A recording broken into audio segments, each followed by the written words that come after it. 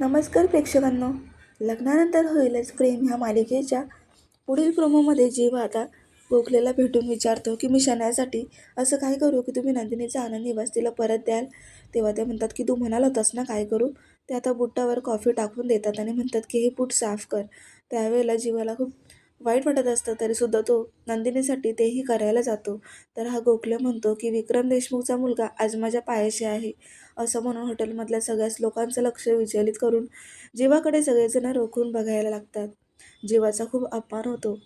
पुढे आता नंदिनी काव्याला सांगते की अगं काव्या, आता पारची काळजी फक्त तुलाच घ्यायची बरं का.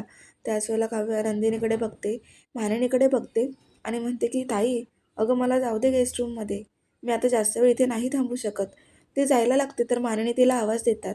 तिलासुद्धा हेच अपेक्षित असतं. तर तिला म्हणतात की काव्या थांब, तू अभ्यास नंतर कर, आता सध्या फक्त तू पारची काळजी घे. असं म्हटल्यावर पार्थ पण इकडे खूप खुश होतो, कारण मानिनीने आता काव्याला पारच्या रूममध्ये राहायला परमिशन दिलेली असते. त्यामुळे काव्याला खूप आनंद झाला आहे. तेव्हा आता मानिनीला हळूहळू समजायला लागले की काव्या कशी पाहायला विसरू नका लग्नानंतर होईलच प्रेम. अशाच डेली प्रोमोसाठी चॅनलला सबस्क्राईब करा. धन्यवाद.